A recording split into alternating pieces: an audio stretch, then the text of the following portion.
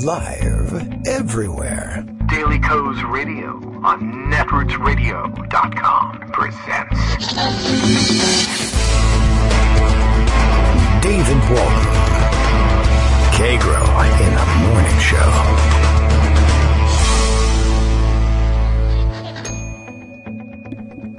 Now, here's David Waldman.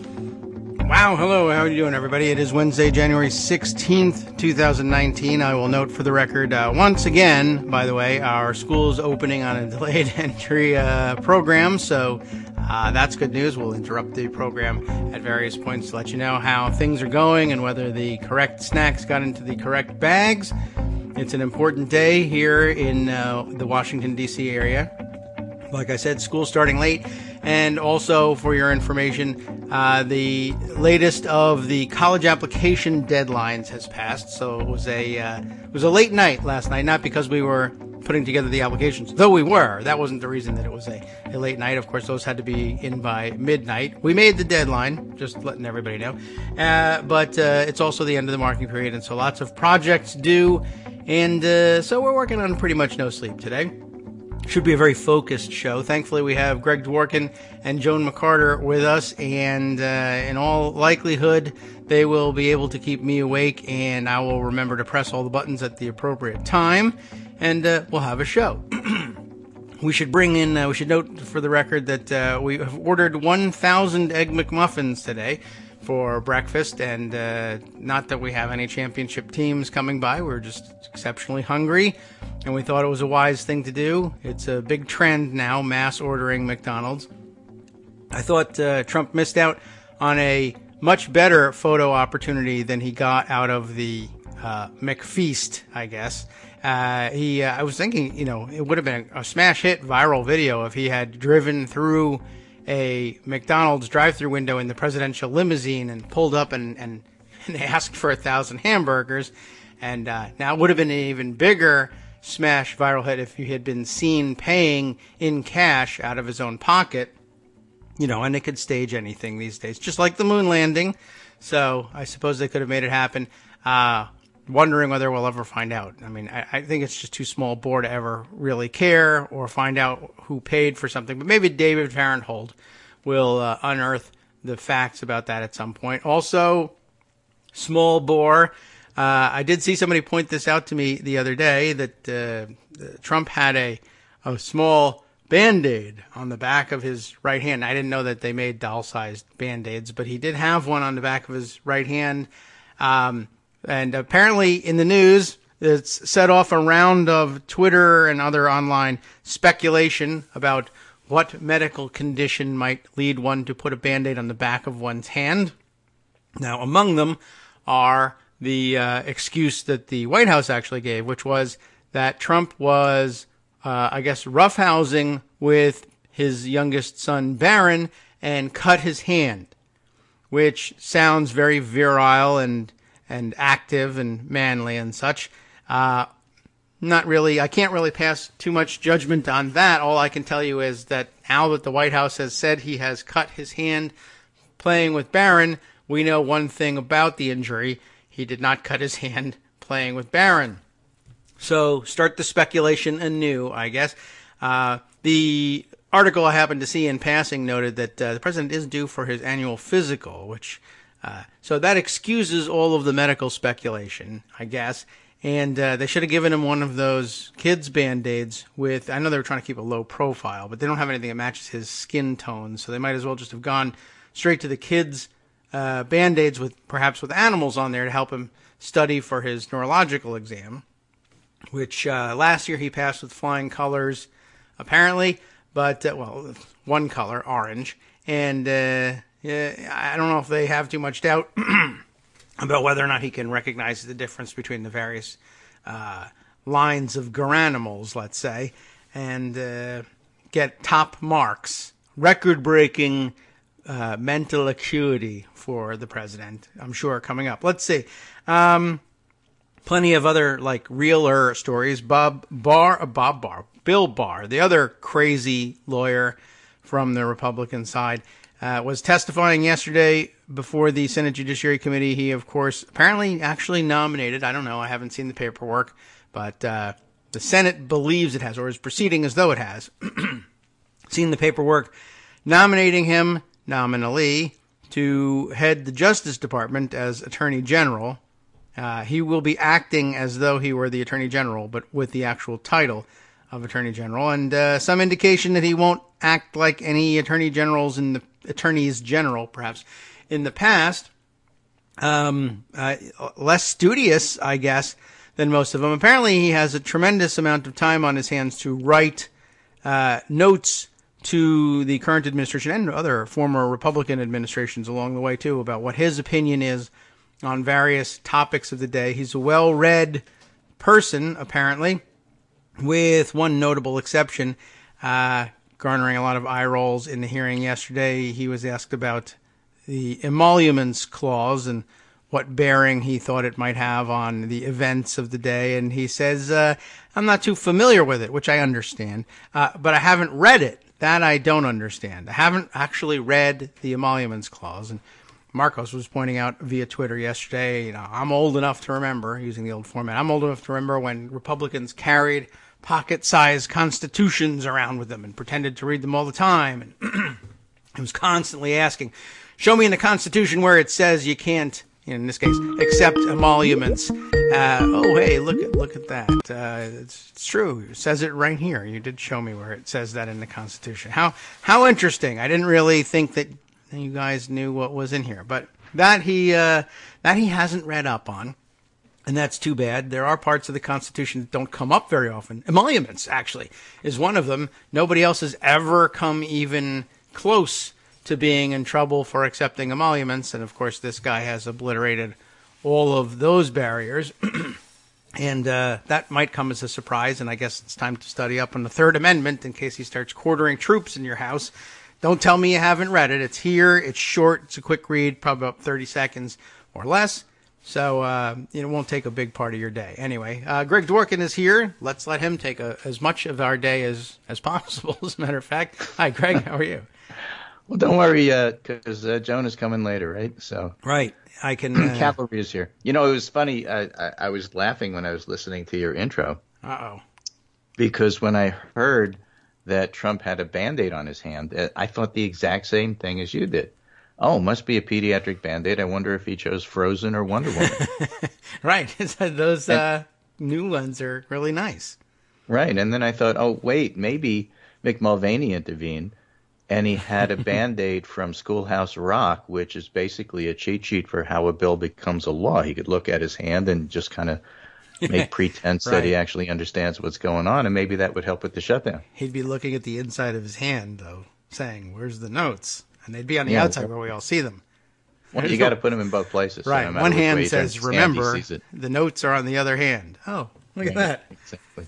Huh. On the other hand. Oh, I mean, literally, on the other hand. Look over here. He'd be putting on a jeweler's loop to look at his little hand and everything. It would be real exciting. He's probably got one in his pocket.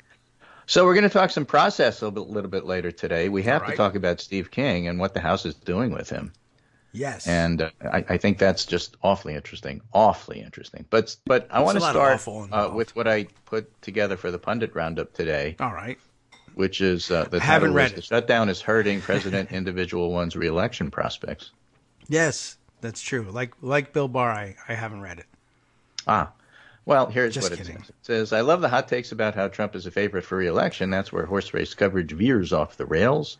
While there are no guarantees, see 2016, there's no Comey, there's no secret Russian help on the horizon. Not secret. And we talked about this the other day on the show, how pundits can analyze how bad Mueller is for Trump and then say, okay, but for 2020, let's pretend that doesn't exist.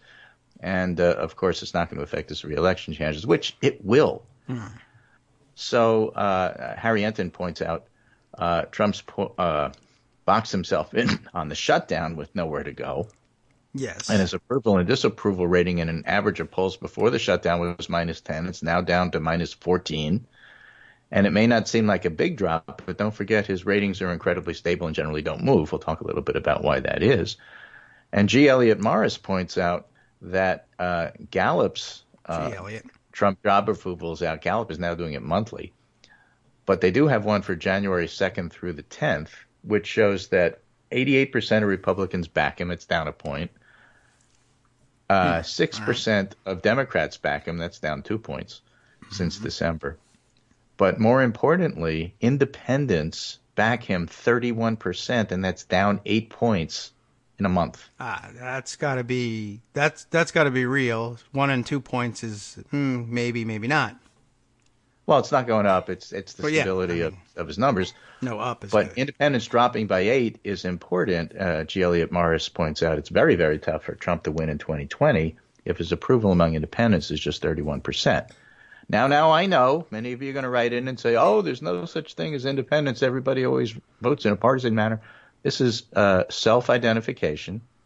And whatever they call themselves, if that group of people doesn't support Trump, he's not going to win election. Right. If they call themselves steel slats, it won't work. Yeah, or beaded curtain.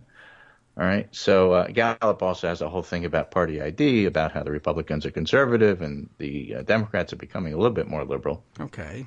But the overall Gallup has Trump at 37% approval, which is not very good. And the similar things are happening when you look at all the polls together. Most people blame Trump, over 50% in just about every poll.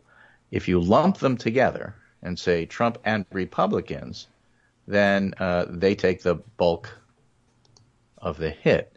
Okay. If you separate them, then it's Trump and then Democrats, and then tiny little bit say Republicans. But that's all, partisan. It's all based on partisan stuff.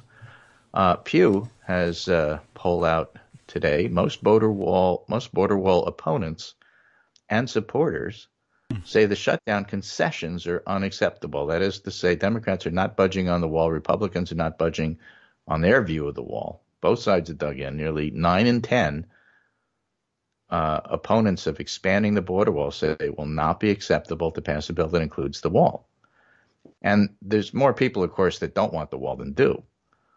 But again, other stories are out here about Mitch McConnell hoping to keep his seat and wary of angering the base. McConnell defers to Trump on the shutdown. And at the moment, Republican senators are supporting McConnell on this because they don't want to deal with it. And the weird thing is, of course, that they don't really feel that way. And when Robert Costa and other reporters go and talk to them about how this is all going to get resolved, they shrug their shoulders and say, we really can't do anything about it. What we need is some outside crisis to really push us to do this. And, of course, them being the elite that they are, they think TSA is the key.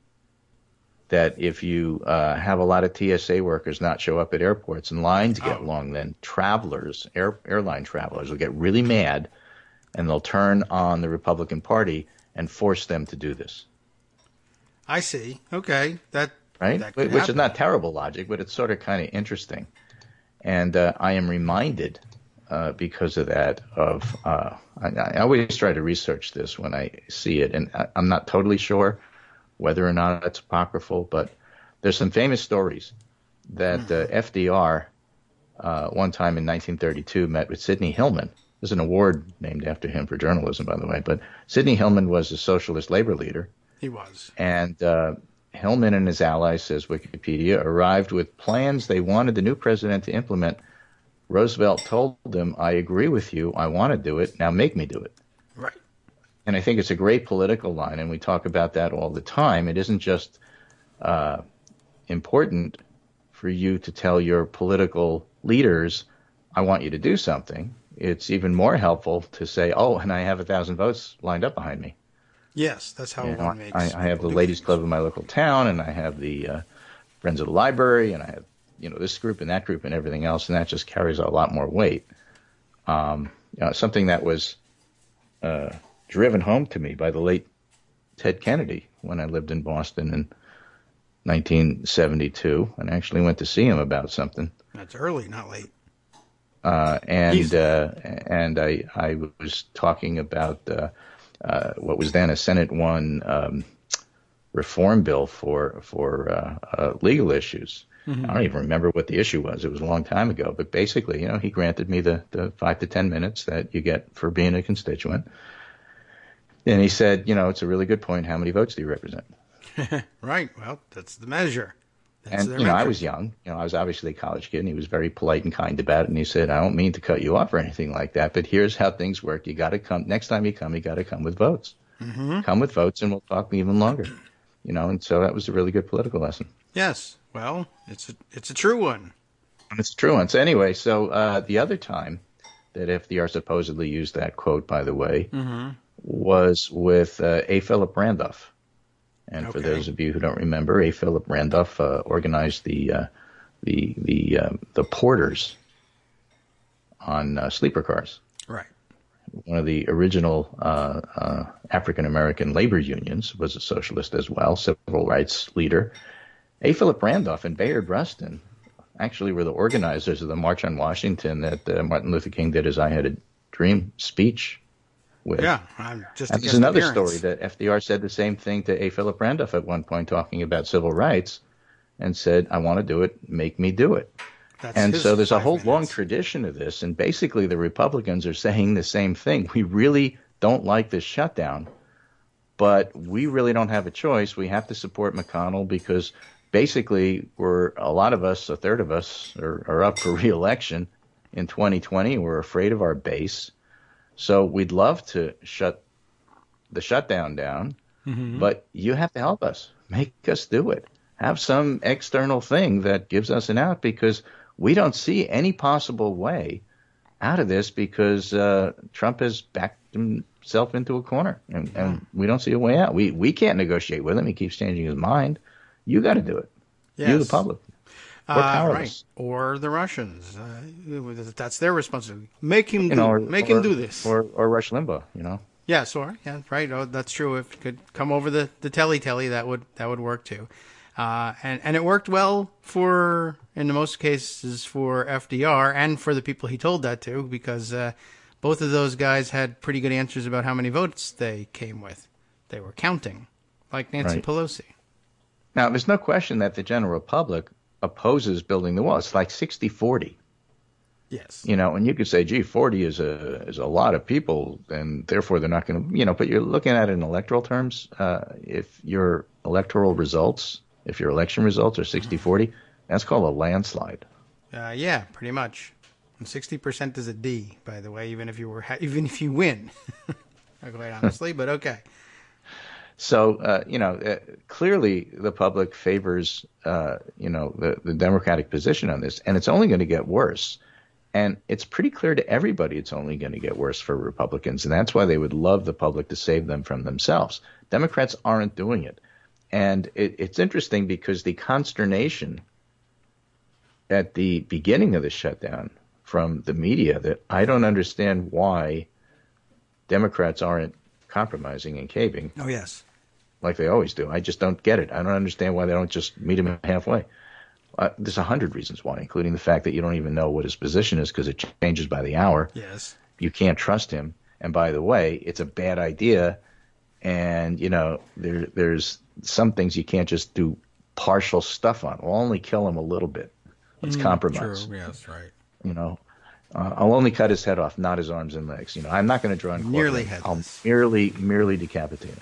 Yeah. Compromise. Well, that's true. And, of course, another similar explanation, the Democrats are out of things to compromise with. They have given away, over the years, everything that could possibly be given away and have seen zero results for it. And they're just fresh out of things to give, let's say. Well, they're fresh out of areas of the country that supported Trump. I mean, the Democratic caucus is totally behind Speaker Pelosi on this because they're not worried about their own reelection chances, except for a handful of them. And that handful was invited by Trump to the White House yesterday, and they didn't go. The Abigail Spanbergers of the world. Yeah, and remember, they refused. It's whose hands we're talking about making the handful. There were very few that he could find that were A, would fit in his hand, and B, could even possibly be considered interested. And now they can't be considered interested because they said, we're not interested. And they were on the record for that. Well, the thing is, it was an open ploy to try to split the Democratic caucus. It failed miserably.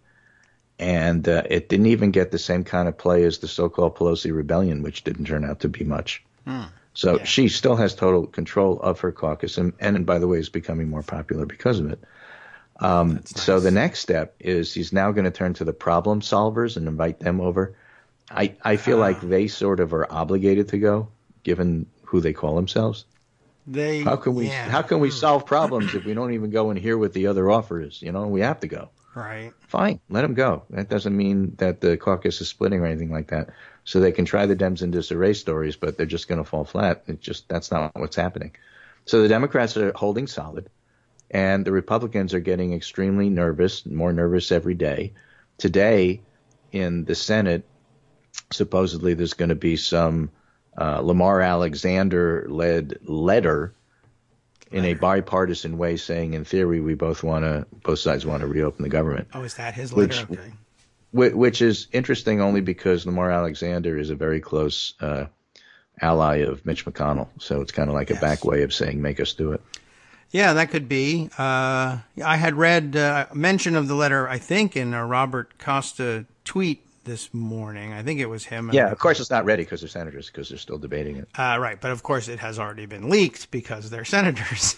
Yeah, exactly. Yeah, and I understand that was it the new Senator Kennedy, the not late, the on time Senator Kennedy, who's still alive, who's a Republican from Louisiana and just happens to be named Kennedy. Strong ally of Trump. Yeah. Yes, apparently telling Costa that he was on the plane from where was Trump most recently? I guess was it the Texas trip or yes, that's right. Kennedy was involved. That's it. Okay, yes, I know he left the White House more often than he said. Right, he was speaking to the farmers, and he on the plane ride back, I guess, gave Kennedy the impression, or Kennedy was instructed to say, "I got this impression from the president," because he only stayed on topic for a few minutes.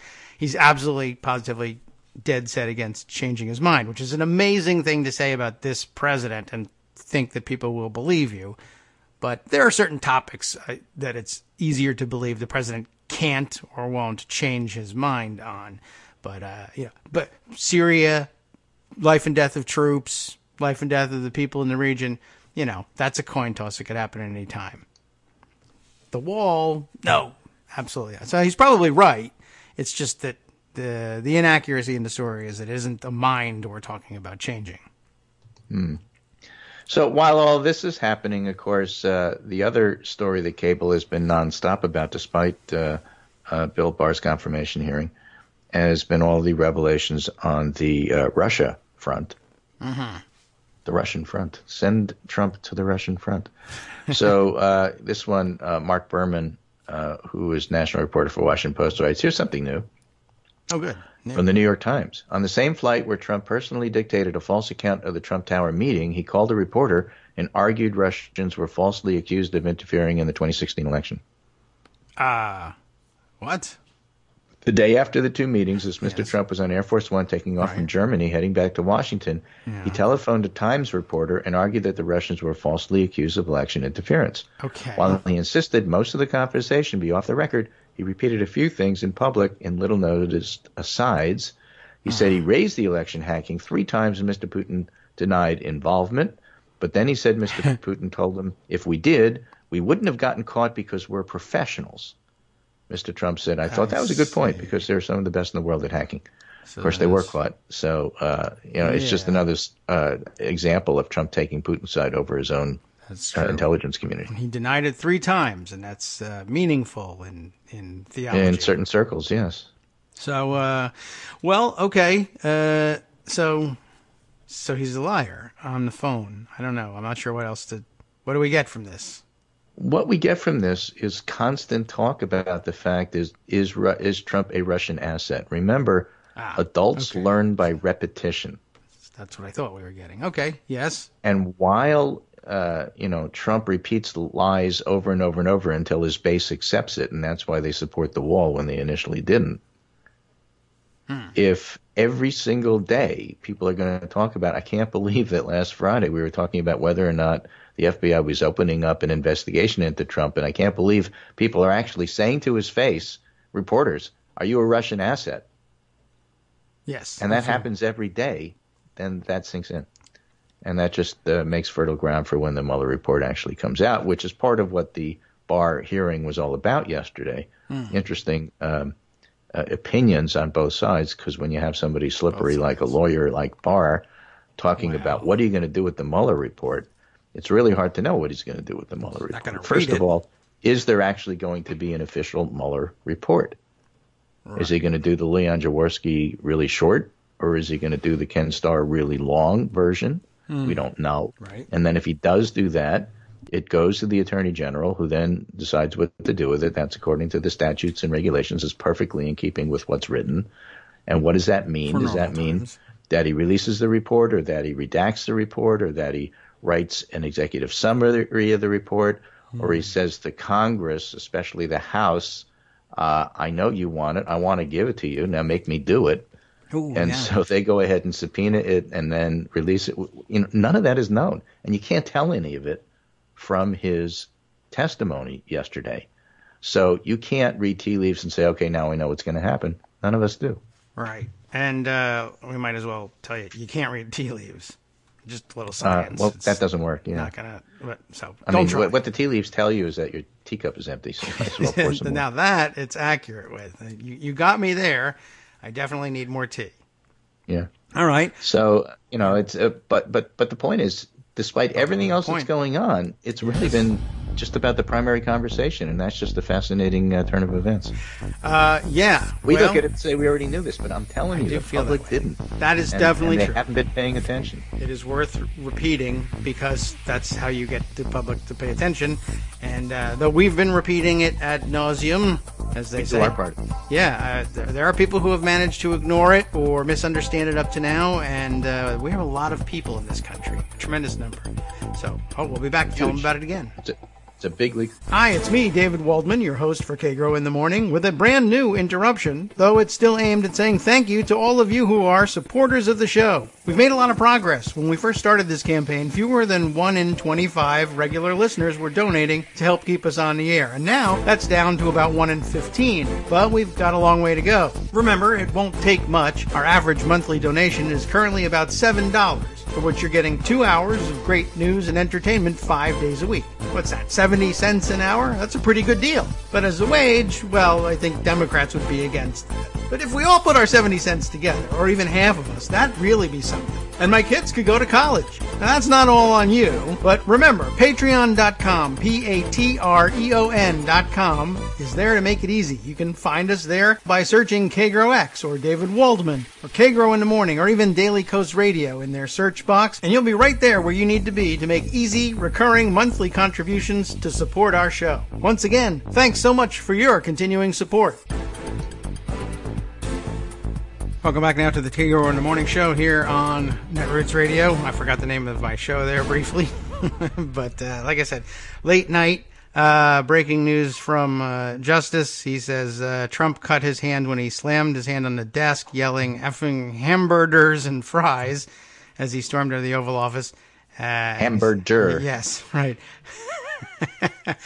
You know what? I have to censor the rest of the comment. It's not really that bad, and I probably would get away with it. And besides which, we're a podcast, but it's exciting and fun, and everybody should see it and read it. The Warlock likewise doesn't believe the story. This is very subtle. He says, yes, Trump cut his hand playing. Yeah, right. Like all the kids, all the child abuse that's going on today. He fell off the swing watching Telly. Yeah, that's what it was. Mm-hmm. So, okay, not much belief out there for him. I don't think he spent any time with Barron, but I don't want to, whatever. Who cares? So let's turn to Steve King. All right. And talk about what's happening with him.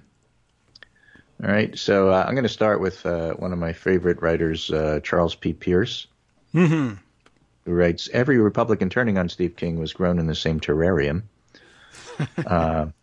We tried, Chris Hayes and April Ryan and I tried very hard to pull Representative Steve King, Republican Berchtesgaden, back from the shoals toward which he was merrily sailing. Helm up, Steve. Hard over. Too late. And now, in the off-quote words of Michael Ray Richardson, the ship be sinking. Okay. So they removed King.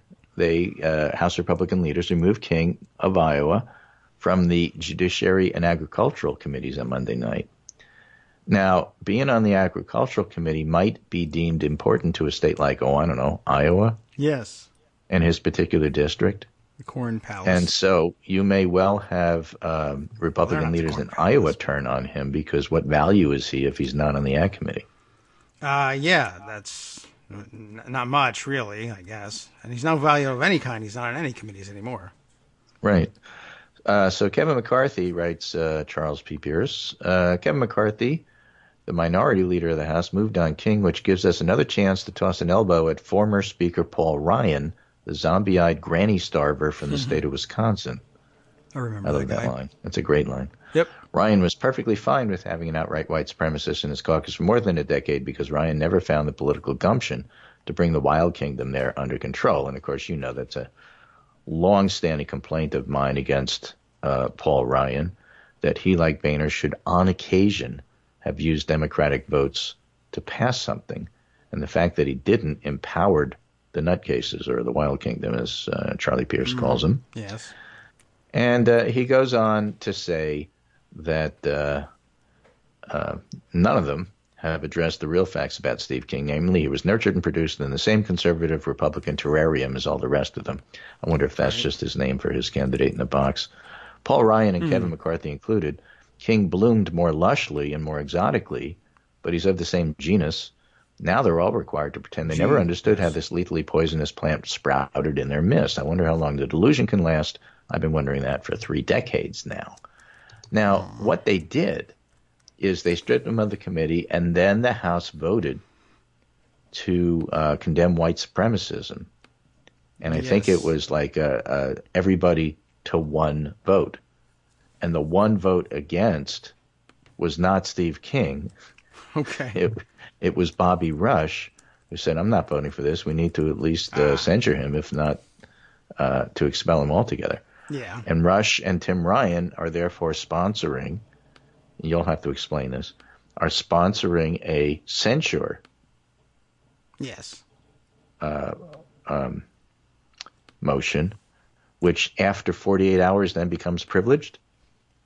And then they have to vote on it or talk about it or something. Yes, that's the way the news described it, and you can explain what that actually means. It's privileged I don't know if it's privileged the moment they make it, but technically we would say the privilege would arise from a positive ruling from the parliamentarian and the chair that it is privileged, and then being privileged and having been offered by someone other than a majority or minority leader, the resolution is to be debated within 2 days of its finding that it's privileged. So there you go.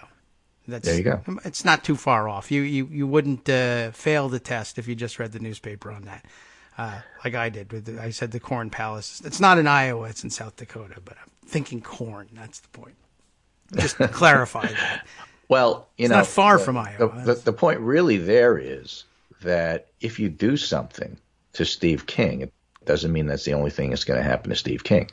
Right. You can strip him of his committees. That's up to the minority party in this case. But you can also pass a resolution condemning what he stands for, which is what the House did as a whole.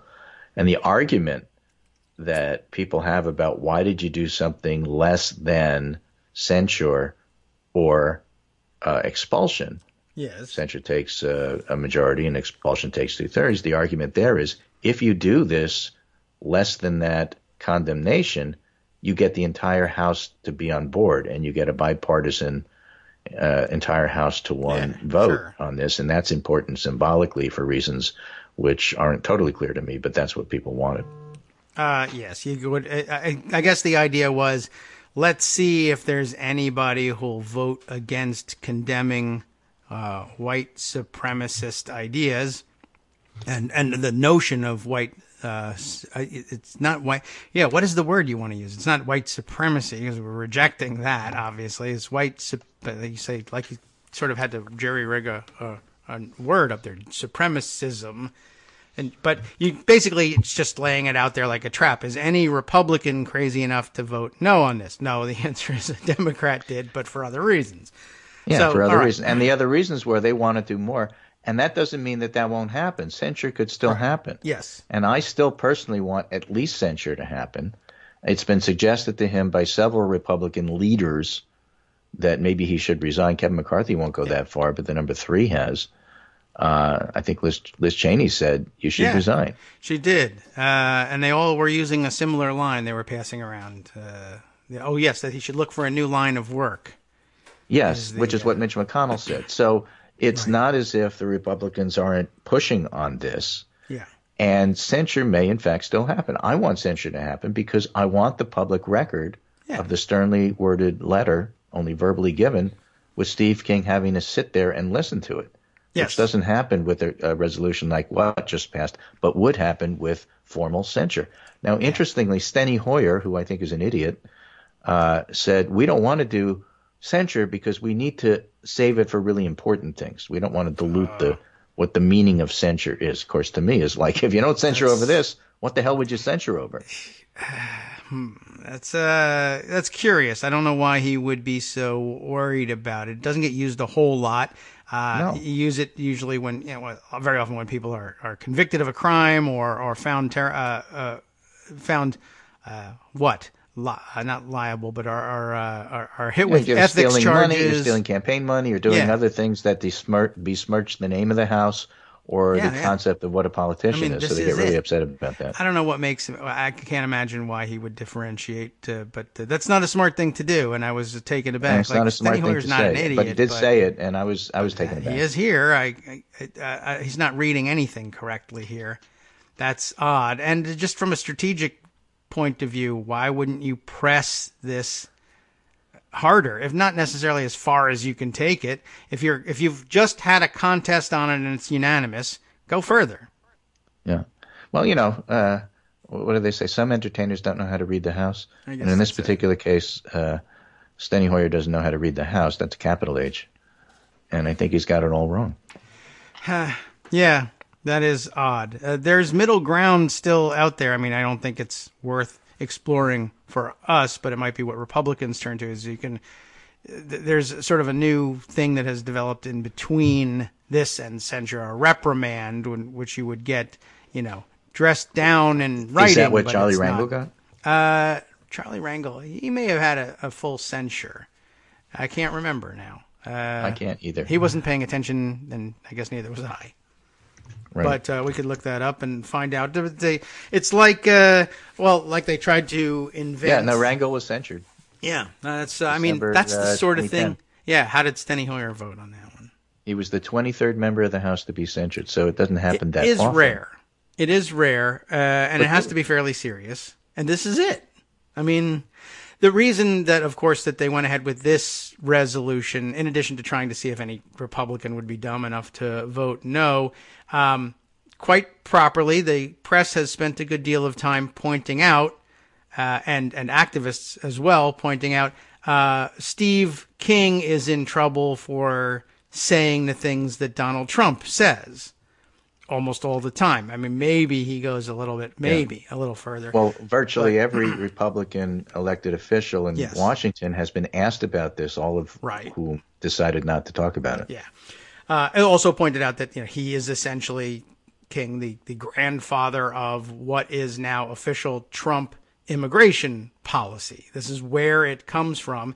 And now all the Republicans in the House are condemning the underlying racist theory that drives official Republican, the base and official Republican immigration policy. So that's good. And it ought to be censured. And you ought to test that and say, look, if this sort of thing can get you censured, then probably also could get you impeached as well. But that would only be guaranteed. Well, if you really want to remove send the that guy. message, expel him. Yes, but they don't want to send that message. Maybe Hoyer thinks that it wouldn't come up a win somehow, but you could just say that. I don't know why he said what he said, except he must mean it, which is terrible. I can understand that prior to the election, but Democrats in the majority now, so it would pass. That's right. And, okay, well, I don't know. He's, We'll see. he's just going to have to adjust. He's not used to being in the majority. Anyway, let's add two other shutdown little pieces of information here, little tidbits. Karen Tumulty took that Robert Costa report about the Republican lawmakers begging for the TSA employees to stay home and Americans to get furious about their flights. And Tumulty says, think about this. Elected representatives who are afraid to do their job are hoping federal workers who live paycheck to paycheck will have the guts that they don't. While this is happening, Laura Barron Lopez reports on Twitter, Senate Minority Leader Schumer is in the House Democratic Caucus meeting this morning to talk shutdown. And Schumer says, Schumer is urging them to stay united, stick together, tells them Senate Republicans are splintering. Okay. I guess he's referring to that sternly worded letter that hasn't been written yet because they're still debating it. I guess so. Are these tweets part of the roundup, or where are they? I'm looking for cameras. No, I'm just reading them on my phone here, so I'll get them to you. Pass them along. I'll make sure everyone gets to see I'm trying to multitask here, so I'll make sure that's a good way to do it. Like the latest news and everything. So, I was using it to look up Wrangle Censure, just so we can get that fine point. Okay. But again, I why shouldn't censure happen? I mean, I just don't understand why it would even begin to not happen. I can't think of any good reason why not, and I am not certain that it wouldn't get a large number of Republican votes. I think it's a strong position for Republicans to take. If they're going to be out there at the leadership level saying that he should resign, then why not have a live, nationally televised vote rebuking him, but not lose the seat? This is great. Okay, they'll all cross their fingers behind their backs and say they censure him. Right. He doesn't hold any committee sway now, so he can't get back at anybody who votes against him. This is a good time to do this.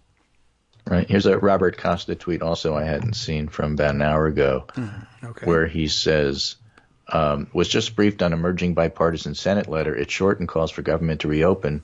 Border security talks to continue in good faith. A couple of senators this morning say the White House doesn't like the letter, and it's made clear to them that the White House wants to hold the line. Yes. So again, we're back to, it's on the one hand, the Republicans want to end the shutdown, and on the other hand, they're too afraid. Yeah, and if I read Robert's tweet correctly, and I think I do, the headline here is White House rejects good faith and bipartisanship. Yeah, pretty much. So, okay. Anyway, there's the Karen Tumulty tweet about elected officials and how gutless they are. And all I have to do now is find the Chuck Schumer one, which I will. Okay. And, that's basically what's happening today. So that's, I'm very interested to see if Joan has more insight into how Congress works. She often does, compared to me. And we'll see if there's new stuff behind all of that. But for the most part, what's dominating the news is the shutdown on the one hand and Trump's crumbling defenses against not being a Russian asset on the other. Yes. And, if you want to get a diversion from that, you can always look at the 2020 race as to how it's lining up.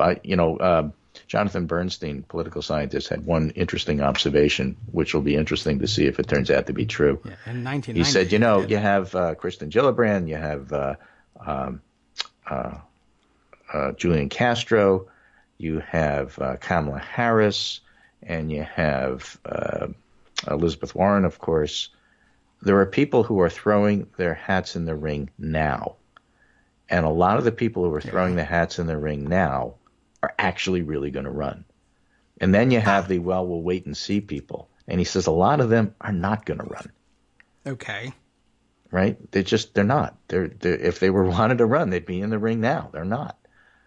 And that, interestingly, might include people like Bernie and Joe Biden, who in the end may decide not to. Yeah, that's entirely true. I think it would be wise to consider it, not because it's not as commentary on whether or not they should be in the race, but either of those two that you mentioned would gain a lot of, would garner a lot of plaudits from observers for saying, wow, he's really, stepping out of the way for people that he presenting a united front or whatever. There'd be a million.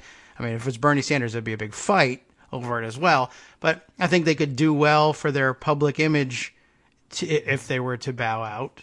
I'm not encouraging them to do that. They could do fine for their public image if they stay in and run a great campaign too. I'm just saying, like for instance, there's not a huge upside at this point for Julian Castro saying, yeah, you know what, forget it, I'm out. Everybody would be, oh, okay, he's out. All right, what's next? What's for lunch?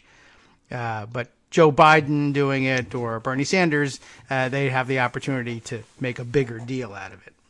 Mm-hmm. Of course, anyway, so that's run the background. VP that's too. what's going on. Here's your news for this morning. There's no Alexandria Ocasio-Cortez, so you can't be done. Well, she must have done something. She does a lot of things. There's a lot of stuff written about her. But, yeah. But, it's not that she is the only interesting new face in Congress. She's not. She's one. It's that she is doing a fantastic job of completely demolishing the noise machine trying to take her down. Margaret Sullivan has a great piece, for example. It's in the Pundit Roundup. Alexandria Ocasio-Cortez is freaking out the news media, and it's working for her. She drew fire after she criticized CBS News' spirited of tone-deaf announcement of its 2020 campaign team. She pointed out that the graphic showed 12 reporters and producers, not a single one of whom was black. She tweeted, "This White House administration has made having a functional understanding of race in America one of the most important core competencies for a political journalist to have, but CBS News hasn't assigned a single black journalist to cover the 2020 election. Unacceptable in 2019. Try again." So Josh Kraushaar from National Journal criticized her and said, "What are you, a media scold?" And he said, "Besides, the CBS group looks pretty diverse with the exception of lacking an African American." And she tweets back, "Do you understand how fundamental a black experience is to American politics and to American history? One race isn't substitutable for another. It doesn't work like that. It's not about quotas. It's about understanding the country you're living in." And by the time dust was settled, CBS News says, "That's only the beginning. We're hiring more people." Okay. And Margaret Sullivan says, "Do you think that expanded team will include some black journalists? I'll happily take that bet." It just gives you an example of the results of somebody like Alexandria Ocasio-Cortez interacting well with social media. It does get results. Yes. Now, she's not saying that she'll take the bet that it isn't going to. No, okay. She says, NBC the other day. Yes. This isn't an AOC comment, but NBC the other day actually had a statement of advisory how you do this to their staff, saying try to avoid calling Steve King's statements racist. What? Yes. Try to describe them as, some people say that they are racially motivated. Yes, racially tinged is the hot and racially tinged, whatever the saying is. And within a few hours of that hitting the actual people can read this, they said, no, we revised that. Yep. It's racist. Well, call it racist. Let's see it in action. I haven't seen it yet. It's always still racially tinged. I did notice that. They actually are getting advisories on this, and the fact that it's now public made it go away. Yeah. I mean, the power of having all of this stuff come out from under the rock is incredible. And if her voice, because it is amplified on social media, helps to bring this to light, that's a good thing. Sure. Absolutely. I'm happy to accept that from But it doesn't mean that we're AOC cultists, but recognize what she does well. I wish the rest of the Democratic Party would. Yeah. Well, she's filling a terrific role, and one that I didn't necessarily expect her to take on, which is there's now a solid core of people that think or are able to be convinced by media reaction that everything she does, every time she has a Twitter fight, you now begin to see those popular headlines of that AOC demolished, shredded, destroys so-and-so. And that just means people are enjoying her sparring and are going to pass it around, and it'll help maintain her ability. And the next thing you know, people are actually talking about 70% marginal tax rates. And by the way, what does it mean to have a marginal tax rate? Yes. Oh, we totally left that out, and they've polled on it, and guess what? America loves it. What do you know? That crazy socialist, and suddenly everybody says, no, that's actually a good idea, and it is how it was in the good old days when America was great. Maybe. I'll leave you with this. Alex Moe from NBC News reported that Steve King was very upset about all this stuff going on with him. Is he? And he, in his defense, he said, 13 words have caused this firestorm. 13. To which my response is, actually, it's 14 words. And that's the big problem. You're one word short. Those 14 words, of course, for those of you unfamiliar with the white supremacist slogan, is we must secure the existence of our people and a future for white children. And that's why the number 14 appears in so much white supremacist literature, often coupled with 88. Yes, which is a different provenance. H being the eighth letter. Right. Which goes with Heil Hitler. So you'll see 88 or 1488 or just 14. Right. And so you should be familiar with the nomenclature just because it comes up, unfortunately, through people like Steve King. So with that, I will get off the air. This is my good friend David Waldman's show, Kagro in the Morning. I just come and interrupt them. And I'll be back tomorrow, and we'll interrupt them again. Okay. I'm willing to accept that challenge. We'll see you. Well, we won't see you, but we'll imagine you. Oh, it's not much of a challenge. I interrupt you all the time. Come on. Yeah, right. Give me something hard like not interrupt you. Oh, well, try that on Friday.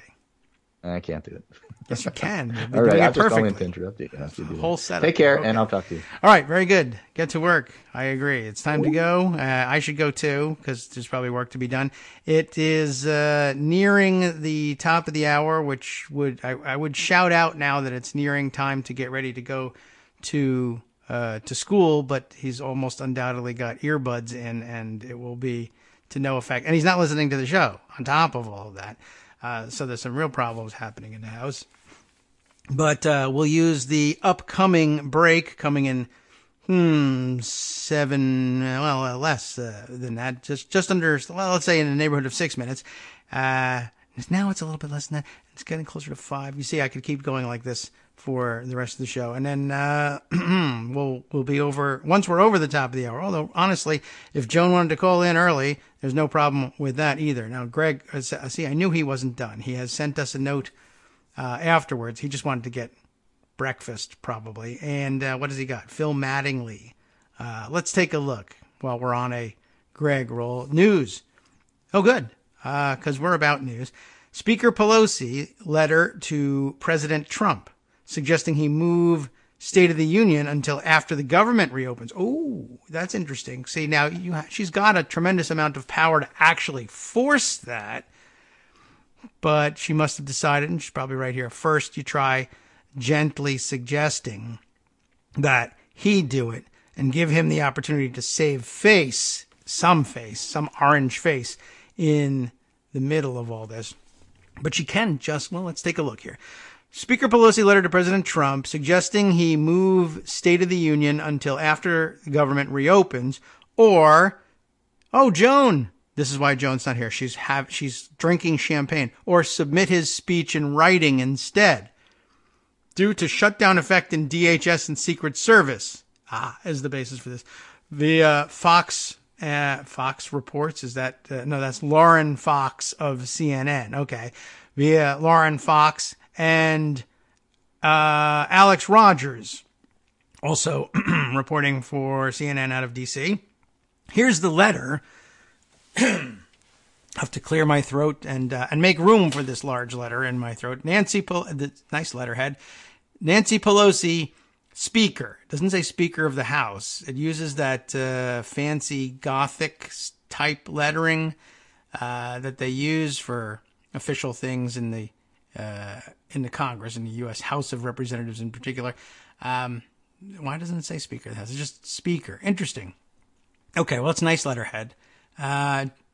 Dated today and addressed to the president, who lives in the White House, which is 1600 Pennsylvania Avenue Northwest, Washington, D.C. And by the way, if you're writing in to tell him he's a dotard or should cave on the wall or anything, zip code is 20500. Did you know that? Don't you think that the White House zip code should have been like either 10000 or 00001 or something like that? 20500. Well, that's probably, they handle the mail off-site anyway, probably. Dear Mr. President, that she opted to use the title. That's nice. On January 3rd, it was my privilege as Speaker to invite you to deliver the State of the Union address on January 29th. The Constitution calls for the President to, quote, from time to time, give to the Congress information on of the State of the Union, is the wording. During the 19th century and up until the presidency of Woodrow Wilson, these annual State of the Union messages were delivered to Congress in writing. Of course, I've been spending 2 years telling them that they ought not to accept any messages in writing from him, or at least not on face value. And since the start of modern budgeting in fiscal year 1977, the watershed moment for all of us, a State of the Union address has never been delivered during a government shutdown. Was that well, I don't know whether was a conscious decision to ever delay one, or it's just the State of the Union address happens typically to come at a time when the government is rarely involved in a shutdown, and no shutdown has lasted as long as this one. I'm not certain whether it's that it implies that people have avoided doing it during shutdowns, but I'm not certain whether that's the case. In September of 2018, maybe this answers the question, no, it won't, because it happened in 2018. Secretary Nielsen designated State of the Union address as national security. Why is the alarm so loud? That shouldn't have happened. Designated the State of the Union address as National Special Security Events, or NSSEs, recognizing the need for the full resources of the federal government to be brought to bear to ensure the security of these events. In other words, it's a big to-do happening in the Capitol. And, there's bomb sweeps of the chamber and all sorts of security that goes on because of the number of top government officials who have to be brought into the same place for the speech. It's a big deal, but of course we're in the middle of a shutdown and everybody's short-handed. So this is a good point here. They need to have the full resources of the federal government to be brought to bear to ensure the security of such an event. The extraordinary demands presented by NSSEs require weeks of detailed planning, with dozens of agencies working together to prepare for the safety of all participants. Interesting premise. I think I'm going to return to the letter after this. Joan will have something to say too, I bet.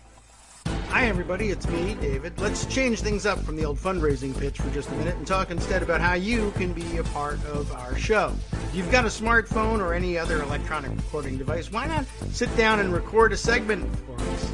Read us an important article and give us your take. Read one of your own original essays, or even just give us your commentary on something you'd like to share that's important to you. Then send the file to me at kagrox@gmail.com and I'll try and work it into the show. Short segments, a few minutes in length, are easiest to fit in. And of course, I can't always guarantee that I'll be able to play everything, but if you've ever shouted at your radio or TV about something you wish was being covered, here's your chance to change that. Make the show your own. Send your submissions to me at kagrox@gmail.com.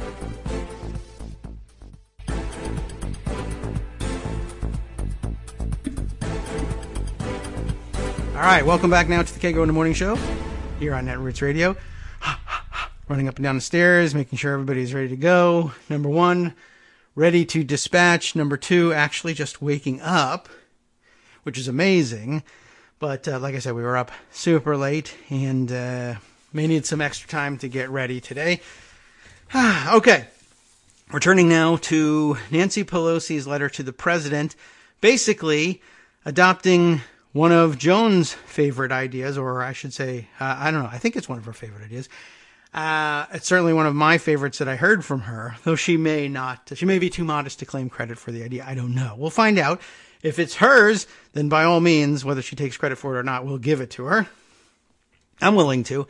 At this point, I know of no other person I'd rather credit with it. Anyway, she certainly circulated and advocated strongly for the idea of either not inviting him at all into the chamber, or that he could give it elsewhere or give it in writing, but not to allow, when was the last time we had a Russian asset deliver the State of the Union address, right? You can see the problem with this.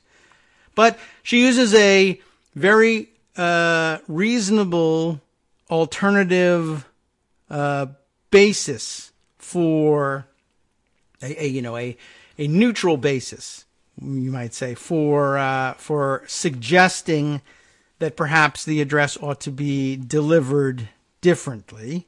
And I think it's a good one. It's more than a clever ploy. It's a real thing. She's quite right. The extraordinary demands presented by NSSEs, National Special Security Events, require weeks of detailed planning with dozens of agencies working together, and most of which have been closed, to prepare for the safety of all participants. So, I mean, she could say, oh, it's not that I'm worried about you if you're a big, strong man and you're not afraid of anything like you keep saying you are when it comes to going to combat zones, etc. But okay. But I am. I'm worried about myself. I don't think she's going to want to express it that way, but, you know, if it works, it works.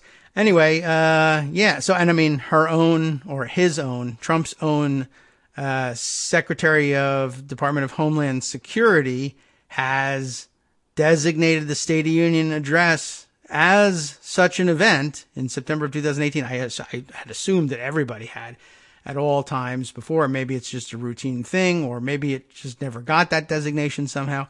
Anyway, the letter continues. This is the important stuff. The U.S. Secret Service was designated as the lead federal agency responsible for coordinating, planning, exercising, and implementing security for national special security events by Public Law 106-544. 106-544. The code on that basically tells you that it was passed by the 106th Congress, and it was the 544th such act of the 106th Congress. How long ago was the 106th Congress? December 19th, 2000 was the year. However, both the U.S. Secret Service and the Department of Homeland Security have not been funded for 26 days now, with critical departments hamstrung by furloughs. Sadly, given the security concerns and unless government reopens this week, I suggest that we work together to determine another suitable date after government has reopened for this address, or for you to consider delivering your State of the Union address in writing to the Congress on January 29th. Thank you for your attention to this matter. Sincerely, Nancy Pelosi. I assume the president, my first guess is that his instinct is to reject that because Nancy Pelosi said it. It's possible, quite honestly, that he would do far better by doing that, but it's a presidential looking thing.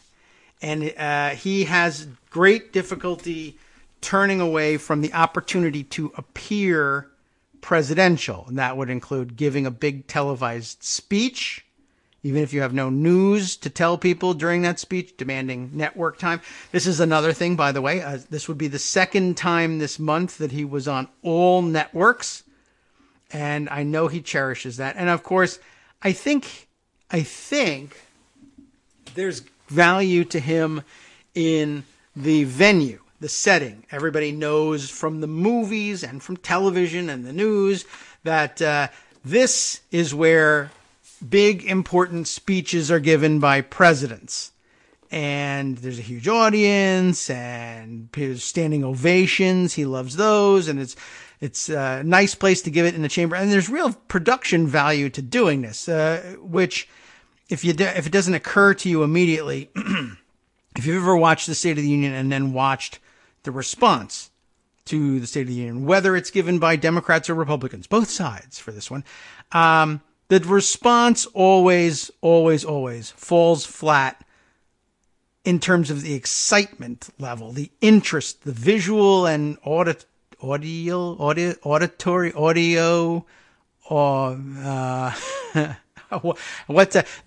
the excitement of the event always falls flat. It may be that in many cases the speech itself or the response to it on substance is a lot better, depending on who's giving it. And it can vary. I mean, if you have a really talented speaker, and either one of them, either in the main speech, but I guess it's more valuable with the response. No, it isn't. I guess it's more valuable from the rostrum as president. But a really talented response still falls flat, even as compared to a terrible State of the Union address, because there's no live audience reaction. I really think that that has a lot to do with it. Plus, of course, the setting. The visuals of the setting are unparalleled.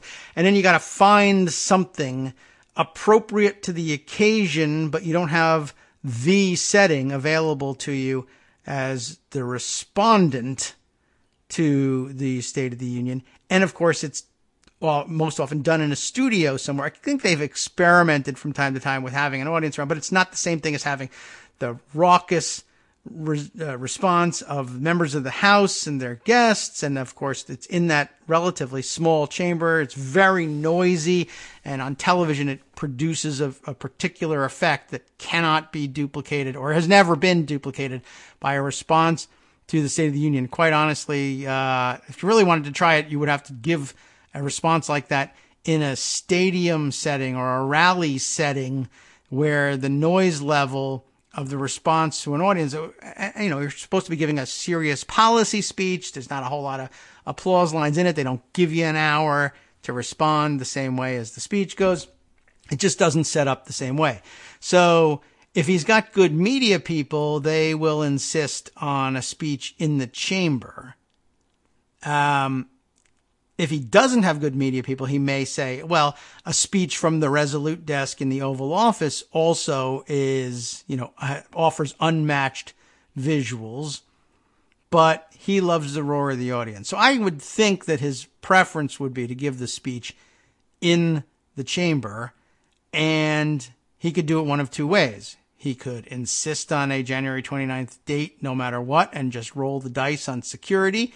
And actually, I'm pretty sure they'd be fine, which might motivate him to do that. Or he could say, I'll do it on a different day.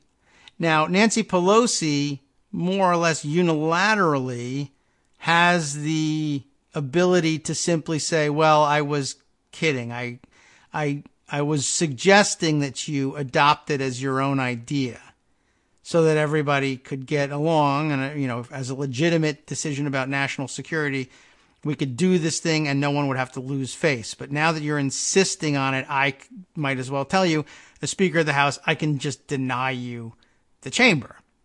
I disinvite you. We're not doing it on the 29th. The House won't vote to agree to resolve itself into a joint session with the Senate, and we won't invite the Senate. And we're just not going to have it. She's got physical control of the chamber, and she can just say no. Whether or not she's contemplating doing that, and whether or not there's somebody already polling, what would you think with a focus group? What would you think about Democrats if they disinvited the president to the State of the Union? I have a feeling that having extended the invitation and then changing it would actually not work out very well in terms of public opinion. But Donald Trump is extraordinarily unpopular and stupid, so you never know. He may botch that. That's a possibility.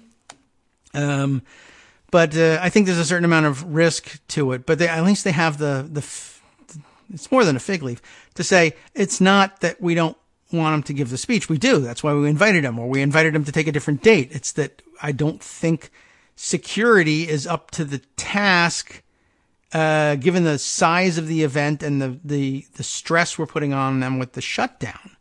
So it's definitely worth making that play and just see if he's interested in taking a backdoor out of an embarrassing situation and the demand that everybody cater to his personal security unpaid. That is already damaging morale in the Secret Service and, of course, elsewhere, but probably more so in the Secret Service than anywhere else, because every day your job is come in here and possibly get shot and killed in the place of this idiot president who isn't allowing you to be paid. And that's not nice. Not that I think that the paycheck is necessarily a clear motivator here. I think that they're motivated to join the Secret Service protective detail for other reasons, but it's an added stressor if you're not getting paid. I'll just say it that way. Okay, on to another subject. That is a fascinating one, though, and I'm glad we got the chance to bring it up because there's some process in there, too. Yeah, people don't, I don't know if people know, because it never comes up, just like the emoluments clause. It's never come up before that that a Speaker of the House would just say, yeah, no, we don't do this anymore, or we're not going to do it this time, or you're going to have to give the speech from somewhere else. All right, let's see. A couple of other items up for bids, I guess you could say today. What has been? There hasn't been much actually in the last day or so that I have agreed to put aside with certainty here. Although I will say this, I have prepared. I probably won't need it today because of having both Greg and Joan available to us. It would have been a great day during the shutdown to depend on another a previously recorded segment. I'm going to tease you with that. I think it'll still remain relevant and fresh. It has for a long time. And I replayed it last night just to hear it again to say, could I use this in an emergency during a delayed opening? And I was convinced that it would be brilliant to resurrect this piece that Paula Apanis had sent to us a while ago, actually reading a Brian Beutler story from June that remains relevant. And I think even when she sent it to me, it may have been relatively old. And she says, this has remained a fresh idea, and we'll bring it up. So that's my teaser for the rest of the week. Right now, Joan McCarter has joined us for the State of the Union address. Hi. Welcome to the chamber. Have you seen Nancy Pelosi's letter? Yes, I've seen Nancy Pelosi's letter. Did you write Nancy Thank you, Pelosi's Nancy. letter? I mean, we tried to get her to do that beforehand. Yeah, we had helped. An action say, you're the one who gets to invite him to do this.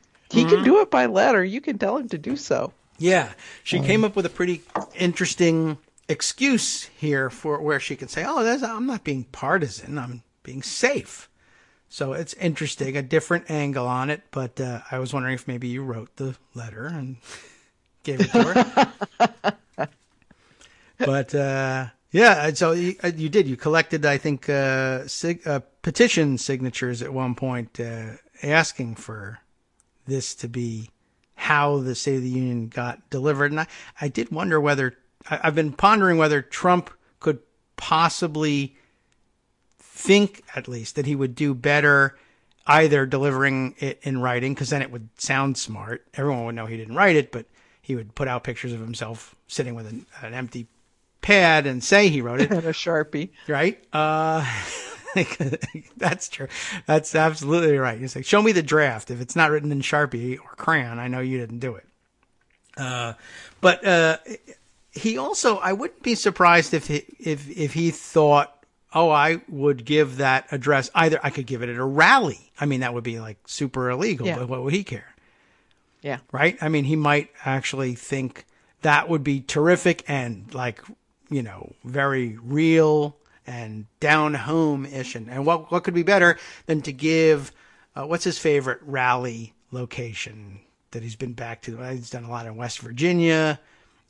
Yeah. A lot of them he did because of the Senate. So he was in Montana several times. He was in West Virginia a lot. He'll go somewhere in the South, and I'm sure. He loves to put people behind him who would hold signs. Or, back to Texas to do the border stuff. He would definitely situate it at the border. Oh, yeah, that's true, too. And although then he would, but if he had a cheering crowd there, he would love it. He'd have a great time, and it would make for more compelling television, and Daniel Dale would have to catalog how many times he lies. So it'd be a big thing, but maybe that feels too commonplace. I don't know. I think he's enthralled by the movie set scenery of that place where presidents give powerful addresses, and he wants to be there. But I don't know. Never know what's going on in his head. Maybe he wants to give it at the Kremlin. That has not been floated yet. I don't. What are the requirements of the State of the Union? It has to be delivered to Congress. Yeah, that's it. I think it has to be from time to time. It's not even got an annual basis attached to it. George Washington delivered it in writing It's good enough for I don't George know, Washington. though, if there's anything statutorily or constitutionally that says, you got to do it in the Capitol. I don't think so. Surely not, except that it has to be delivered to Congress, and that's where they are. But I don't think there's anything constitutionally. You never know what's buried in statute. There could be anything. But if they know it, I'd be impressed to see White House counsel dig it up. And to which the answer would be, okay, just not January 29th then. Unless the government's back open. So now here's something you can explain to me that I don't really. Prediction from Brian Boitler. He just tweeted. Trump's going to fire back at Pelosi by calling Congress into special session just because he can. But in doing so, he's going to accidentally force McConnell to reopen the government without wall funding. I don't understand what he's getting at. I don't know either. I mean, they're in session. They're in session. He doesn't They're have to not call them going back out of in. session. They're in next week. Yes. And I don't know why you can't call a special session when they're already in session. I wouldn't think so, though I suppose it's possible. And why does that trigger McConnell to reopen the government? No, that I don't understand. I'm not certain what would do that. Maybe he's found something, and we'll keep an eye on his tweets. Usually he's not because gonna I don't pull understand. it out of his hat. Yeah, that's a new one on me, but you never know. I suppose it's possible that you could declare whatever's happening now. We're going into a special session. We just are. It doesn't mean you have to adjourn the other session necessarily, or I guess you could call a special session for a particular purpose. But that doesn't solve the problem. It doesn't explain why McConnell would have to reopen government, and it still leaves you like, okay, now we're in session. Now what? Yeah. Or, well, here, I'm coming to address a joint session. Well, I'm not convening a joint session. We're in a special session. This is the House. I control it. You can't come here. What do you want to do? Yeah. So, yeah, I don't know how widely known it is that, the president has to be invited. He doesn't have a right to just walk into the chamber of the House. I don't know what we do if he does it anyway. Hit him with the mace, I think. Something that they talk about every year around the pomp of the that there's State of the Union. I think it's generally known. At least, the press always says. I see what you mean. Talks about the history a little bit. Yeah, but I don't know if if anybody ever says. I mean, by the same token, the Speaker of the House could say, "Get lost," because that never happens. But yeah, in part of the ceremony, you're invited, and that's why he's escorted in. He's announced, by the doorman, and Madam Speaker. Yeah, right. So all of that is familiar to people, but I don't think we've ever really discussed, except for your campaign, the fact that the Speaker of the House can say, it's not happening, or it's happening on this date or that date. Everyone knows it happens around the same time. They probably figure there's something statutory or constitutional about it. It's just that's sort of traditionally when we do it, but the Speaker decides it could be January, it could be February. I'm going to pick a good date, and that's when I'll invite him, and that's what, that's how things go. You invite people, they come when you invite them. So, I don't know what about this special session idea. I'm particularly intrigued about if he thinks something would why it would force McConnell to do anything. I can't think of any good reason, but that doesn't mean we can't pass it around and say, there you go. Yeah. Right. Somebody will, by the end of the show, will have emailed you, not from Daily Kos probably, but asking for $10 to make it happen, and your email address. It won't be Brian, I know that. He doesn't tend to do things like that either. Daily Kos wouldn't do it if we didn't think that it was something that could actually happen. Do something. Yeah. But we'll wait for your briefs on that one, Mr. Boitler. Okay. Yes. Please clarify for us what exactly this means. And if anybody else knows, by all means, make use of the KITM hashtag and take it back from that Brazilian singer who's been using it for the past couple of days. I'll have to fill you in on that one at some point. Yes. I'm seeing a lot of people asking Brian, how? I don't get it. So perhaps we'll see further clarification there. So, hopefully they're listening to us. Yeah, I hope so. Or another way of closing the loop is sometimes when this sort of thing happens to Brian and they say, how, he writes to me, hey, how? I don't know. This was your idea. Or, oh, that happens all the time. I don't have anything for you here, Brian. You'll have to find someone else. Yes. All right. We've got another piece coming that unfortunately is behind a paywall, which just drives me nuts. That is saying from Daniel Newhouser, House Dems are forcing a tough vote for Atlantic Coast Republicans today. Vote for disaster aid for your districts or vote for the wall. And I'm just, giving us one paragraph of the story, so I don't know. I've got to do some research to figure out exactly how they're structuring this vote. Where are you seeing this? It's tweet. Okay. I will retweet for you. Yeah, okay, sure. I'll be on the lookout. You and Brian Boyler. And we only get a quote from Congressman Jayapal. Okay. And yeah. All right. Well, look for more on that. Yes. One thing you can say about Pelosi and Hoyer, they're pretty smart about finding votes that will be difficult for Republicans. And putting pressure on the Atlantic Coast Republicans is good. Yeah. They've already seen a few of them break, very few, on reopening government. One more effort. Basically that's all that they're doing this week. Yeah. Trying to reopen government. It's basically all they're going to try to do probably next week because they are not taking a Martin Luther King Day recess. Normally that's a week off for the House. They're subject to the call of the chair as of now. They haven't scheduled votes, but they're going to remain in session and possibly will bring people back and keep on voting. All right. Yeah, that's something that unless Trump caves in the next 3 days and the shutdown's over. I guess there's always that possibility if he finds some way out. So they will, like you said, remain in adjourned, subject to the call of the chair, so that that's supposed to prevent Republicans from being truthfully able to say, hey, we want to work on this, but the Democrats are nowhere to be found. They're so unserious. However, that is what they will say anyway.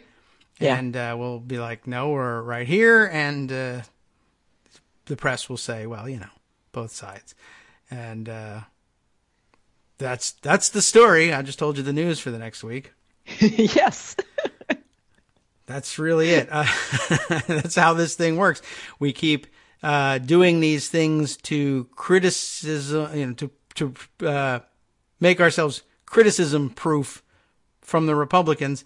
And it's not that the Republicans are so creative that they come up with another angle. They just say, that story you wanted to deny me is the one I want. I am going to tell that story. And the press is going to say, I just heard that story spoken. So that's it. And sometimes they then say, I have neither the time nor the legal expertise to figure out whether the Democrats are right. I'm just telling you that the Republicans have made this terrible, terrible comment about them. So, there you have it. Okay. I guess there's not much in the way of legislative agenda ready for votes at this point.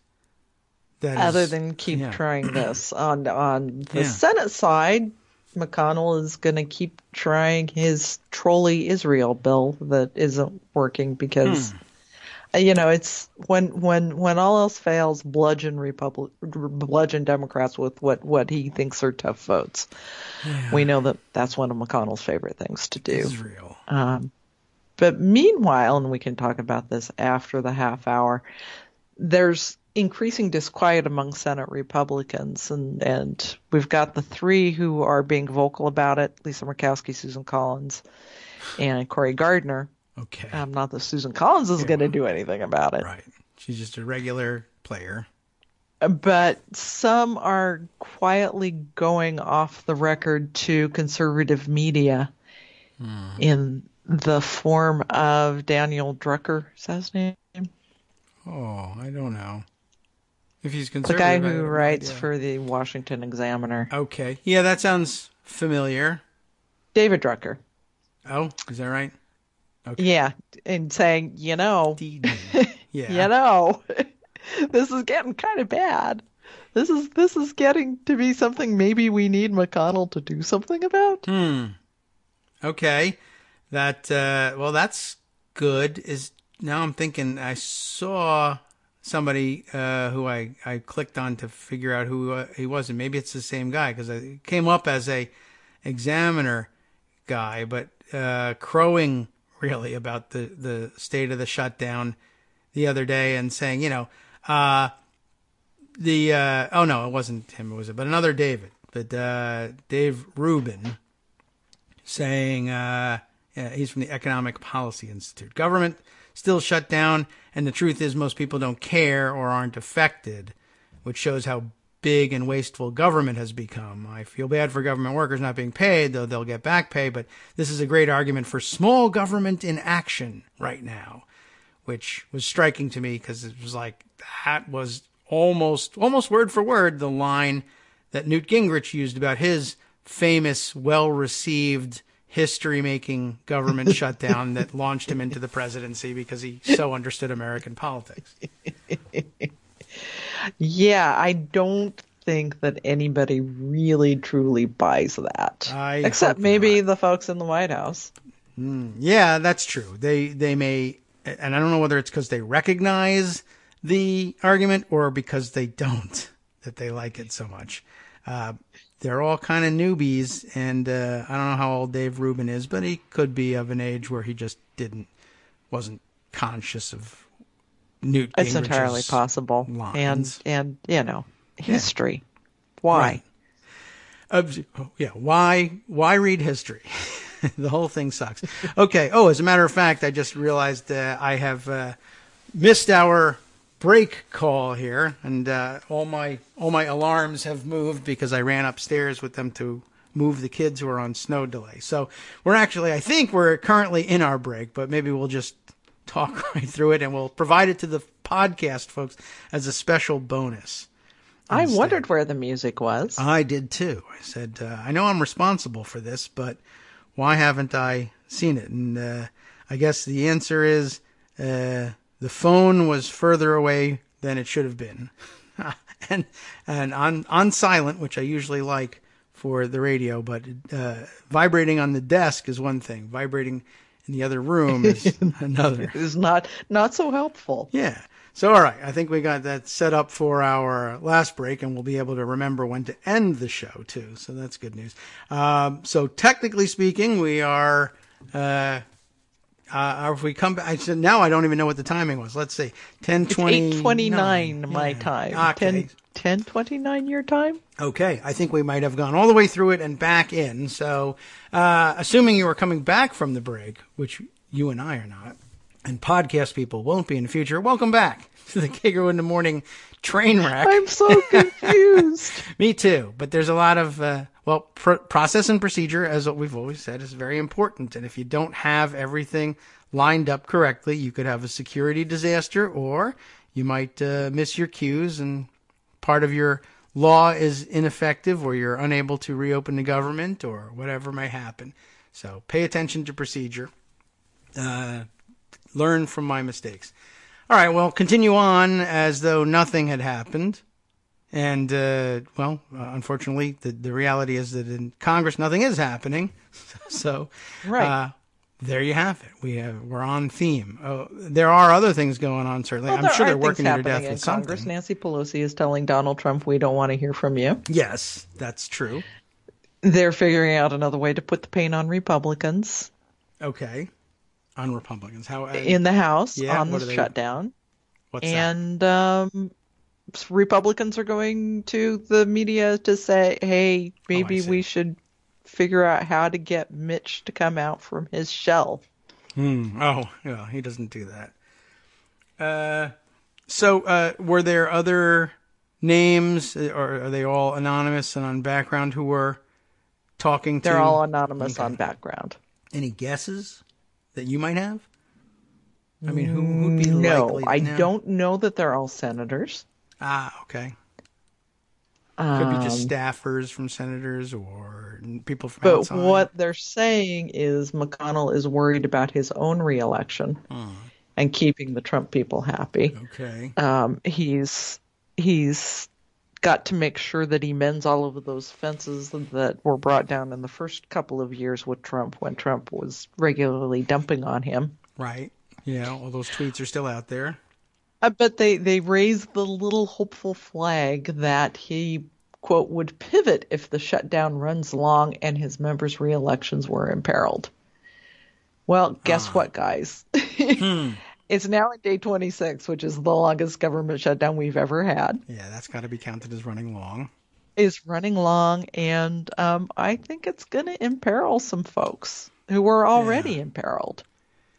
Yeah. And things will only continue to go downhill. I mean, there's no way that unpaid federal employees can continue to show up for work. A lot of them are going to start quitting as they find other work, for one thing. And the airport situation already deteriorating in a lot of places around the country. That means real people getting inconvenienced, particularly for business travel, and everybody knows how serious business is. The rest of you losers can just, suffer.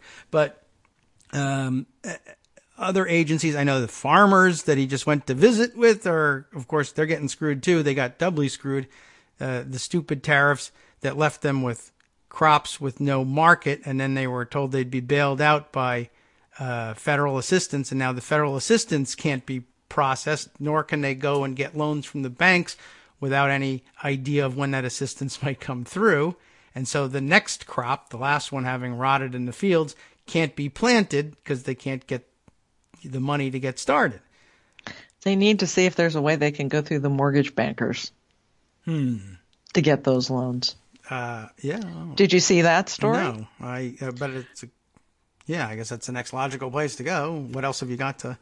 Yeah, the Trump administration ordered back, it's now ordered back most IRS employees, something like 46,000 IRS employees, because it wants to make sure that tax refunds are processed, because that would make them unpopular. Yes. If they were not. But before that, they got some thousands back to start processing the documents that people need to finalize their mortgages. Okay, so that they can find money. And they found some kind of slush fund to pay them out of. Okay. So those workers were getting paid, but they did it because the mortgage bankers started raising hell with the administration, saying we're not getting our money. Yeah. Put the IRS back to work so that we can get our money. I see. Okay, well, that's the sort of thing that works, I guess. It worked for them. Yeah. Meanwhile, HUD doesn't have Section 8 funding under Section 202 for elderly people. They can't figure out where to find the money to keep that program going because it expired on January 1st. So there are elderly, low-income people who may or may not be able to stay in their homes. Okay, that's also bad. And no banks will care, so I'm not certain how they fix that one. Yeah. But they're bringing back a lot of people to process refunds for folks, for taxpayers. That's good They news. are forcing more air traffic control people to come back to the job without pay. Yeah, that's troublesome too. You have to wonder at this point how much of it really is about Trump and his wall, and how much of it is the people in the administration who we know just simply hate government and want to see it destroyed. And here's their chance. Yeah, I guess so. And you've seen quotes from unnamed senior administration officials saying, yeah, we hope these people leave and just don't come back, and that these federal jobs are gone forever. I have not seen that, but it's not hard to imagine. Late last week, that Wow. idea was floated.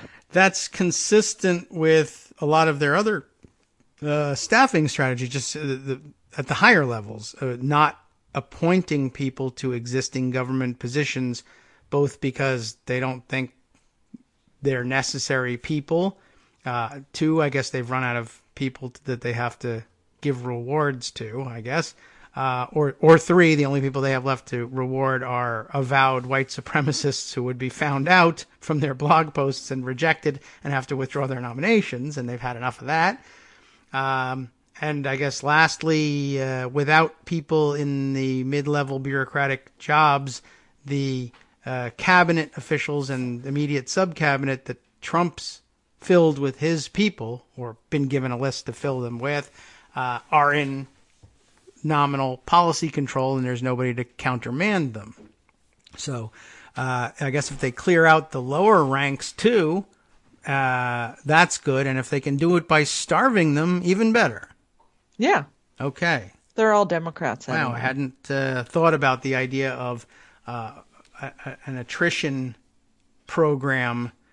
It doesn't eliminate the jobs. I guess they're just thinking that for the Trump administration, they would consider them vacant and keep them vacant, and then Republicans would win forever because Russia, and therefore those jobs never return. I mean, a Democrat would fill them, I assume. Yes. So, although it's going to be, it's going to be hard for a Democratic administration to pick up all of these pieces. Yes. Well, that's true, but that's our and job in life. that could be part of their. Even if we don't win in 2020, we sure screwed them over. Right. Well, that's they'll have a course, hard too. time. They'll have to do unpopular things, and we can run on that and get it back in 2022 and 2024. Right. Here's a collapsing auto industry and a collapsing financial market and a mass housing crisis. Good luck with that national health care program you wanted to pass. Exactly. Yeah, okay. So familiar play. Again, one of those things where you have to question whether, now, it's probably not Trump's idea, but question whether conscious plan or just, I don't know, I like chaos. Is this chaotic? Good, let's do it. I think probably more the latter, although I think that there are probably people smart enough to think 2 steps ahead. Some of them somewhere, although the one that they've got wasn't smart enough to know they shouldn't spray paint his head to go on television. So I can't promise that he's... It's entirely possible that Trump made him do it. You think, you look terrible, get some of that spray can stuff. I heard it works. There's lots of things you can do to your hair. Yeah. Look at mine. Right. You saw that what he told Chris Christie about his tie. Oh, is this new? Or Wear is it old? your tie longer. It will make you look thinner. So that's really what he's doing. Okay. Yeah. It's not working. Yeah, it's not. Yeah, there's not that much. I mean, Chris Christie is already doing everything he can to make himself look thinner. He's losing weight. Leave him alone. But I think the tie. I think we're done with his losing weight phase. He's done. It's enough of that. I'm going to eat again. Yeah. Maybe. I haven't noticed. From recent pictures, anyway. Okay. But he has a tell-all book. Okay. Which is not particularly flattering. Which, I've got to say, I like mean Christie, as long as Christie isn't... If he's being mean to Trump, that's good news. Meanness on the drivers of the New Jersey Turnpike. Yeah. Or any bridges. Right. When he's turning on fellow Republicans, he can be kind of fun. Remember how much fun he was hitting Rubio in the debates? Yes, that was pretty good. I think you're right. I'm with you there. I like punch up Christie. Yes. That's good. And if he does the tie thing, buy stock in Scotch tape. I'm going to make a note for myself. Okay. And I'm glad I bet he's glad he wasn't on hand for this Clemson dinner. Imagine if he had to make that fast food run himself. He'd have been exhausted. That would have been a lot of work. Usually his job, and all right. But it was catered.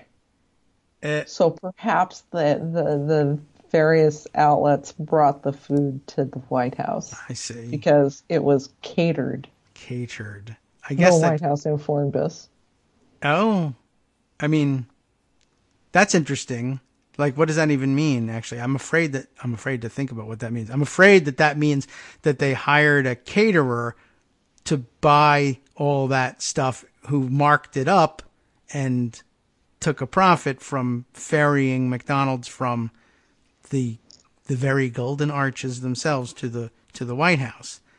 It's entirely possible. That's where all the silver came from. Those poor kids, they put on damn ties to do that. They're going to the White House. That's a big deal. They get dressed up. Yes, I think they're used to that. They very often get forced to do that on travel days anyway, so that's probably not too... I don't know. I'd be interested... we probably won't hear much in the way of complaint because you get kicked off the team. Right. So. But what I didn't see, which is sort of interesting, I don't know if you did, I saw no group photos of the team. I'm wondering how much of the team showed up. Oh. They looked like they filled the place pretty good, but it's hard to tell from the photos. Yeah, usually you get that photo out on the front steps or something, was the president even photographed shaking anybody's hand or anything? I don't know. I was so focused on the food. I didn't see any of those kinds of pictures. Me neither. I just saw all of the pictures of Trump. That might have been standing in front of the table waiting with fast food, looking so pleased with himself. Yes. I mean, that may have been just our own obsession with these really dumb-looking pictures. But, it says something, I guess, about the White House messaging machine if they can't overcome that with pictures of, handshakes. That's why the White House has these things, for PR value. It's not, it doesn't help the team any. They don't play better because of it, and we don't reduce the deficit in any way by doing this. There's nothing to it.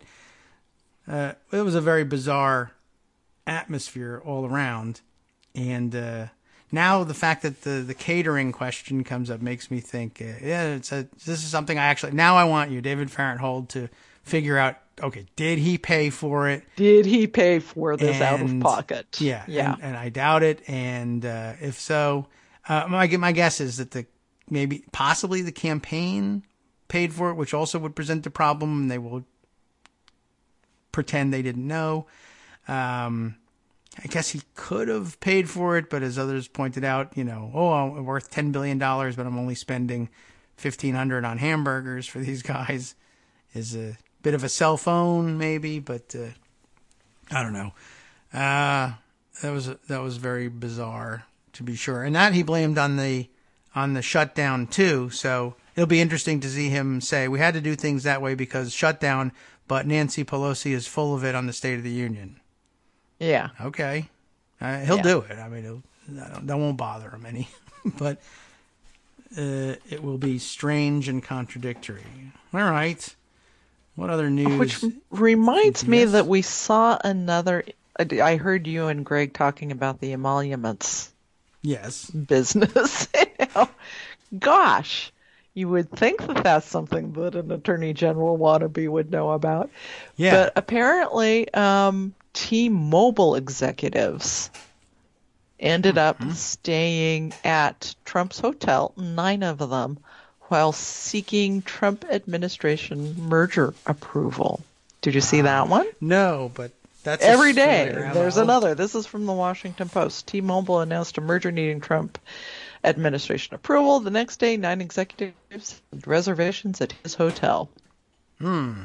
Yeah, well, they've really brought back the old school literal lobbying style of lobbying and hanging out in the hotel lobby and bar, waiting for administration officials. It's apparently a known haunt. You can go and hang out and waylay them as they're walking through.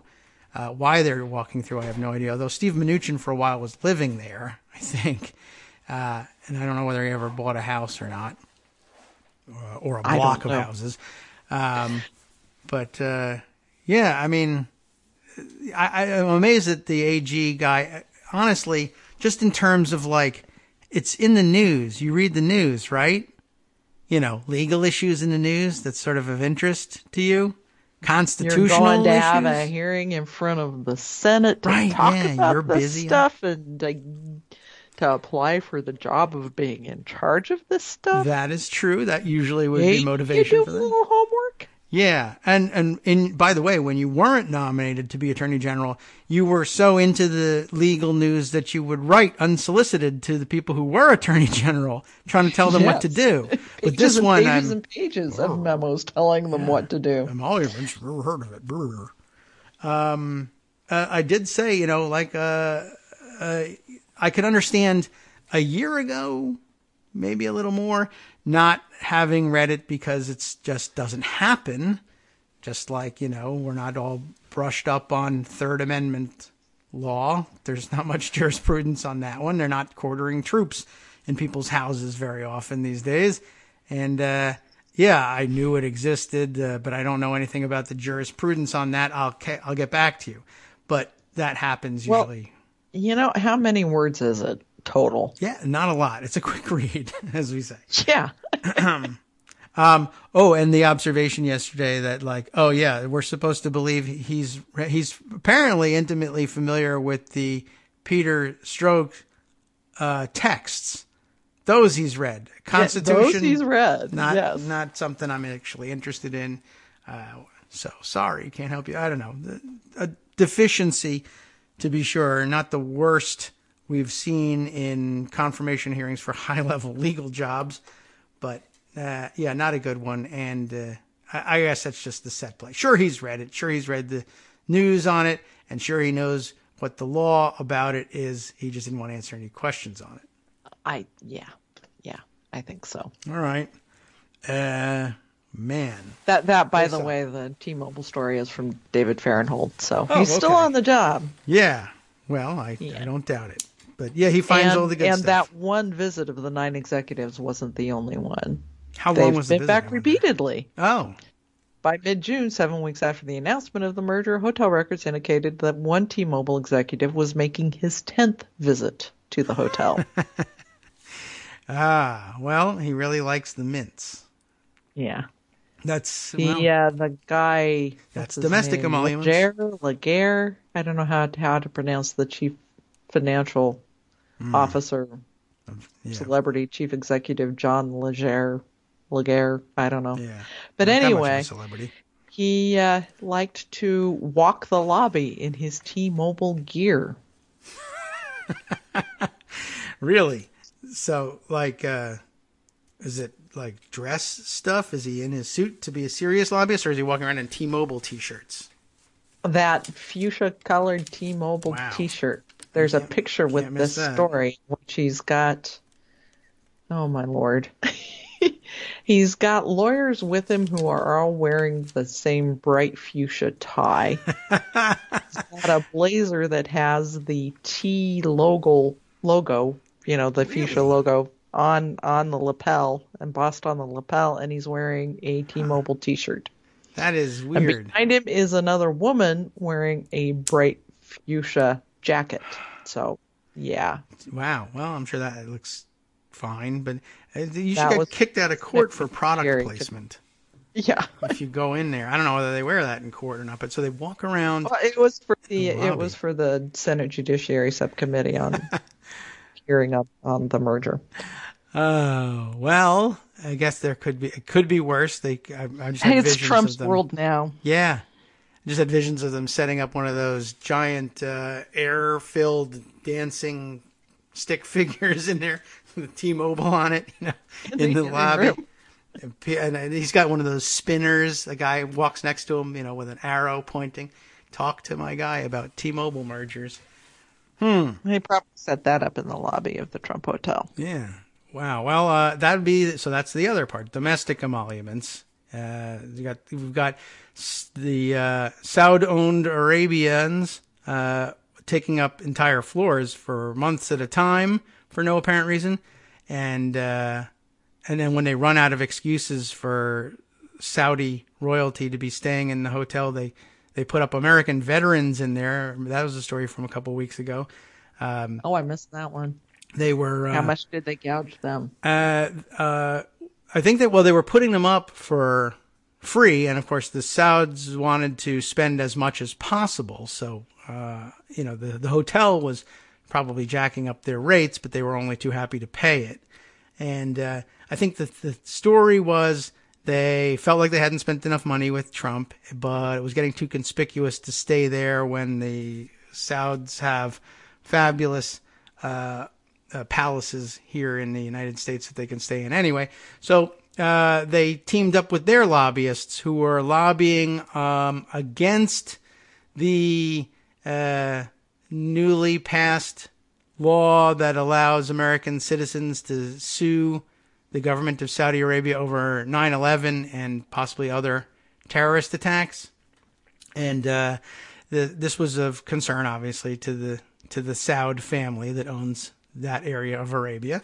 And so what they did was they figured, let's enlist American veterans, whom everyone loves, to lobby against enforcement of this law, or indeed passage of this law when it was still pending. So what they would do is they would say, look, we have to spend money in a Trump hotel anyway, so let's take out rooms and tell veterans we're going to have fly-ins for lobbying days, free accommodations at the Trump hotel. All you have to do is take this script, go see your congressman, and tell him you hate this new law that allows people to sue the Saud family.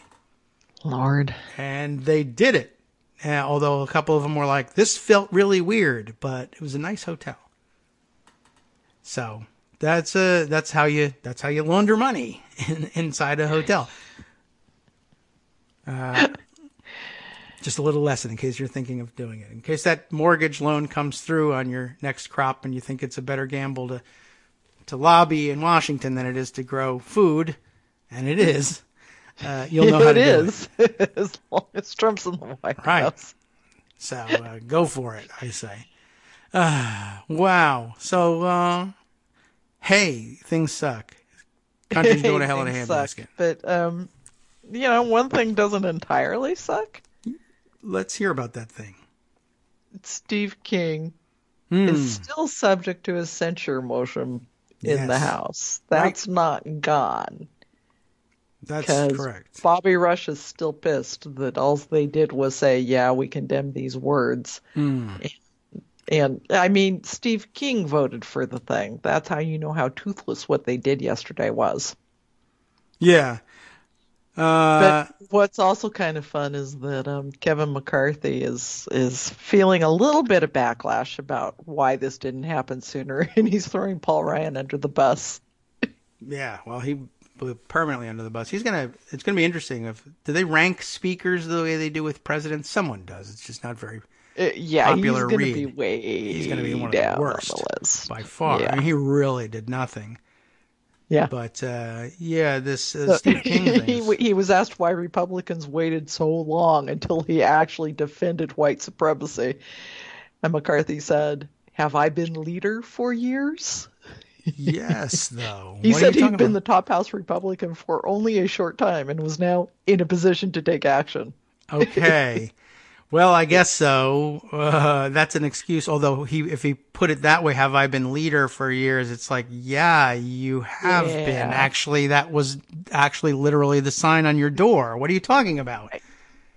Right. You mean the Paul Supreme Ryan Leader? Didn't let you do it? Yeah. Is that what you're telling us? I guess that's a possibility. After all, he did nail Donald Trump's connection to Russia and found himself unable to do anything about that.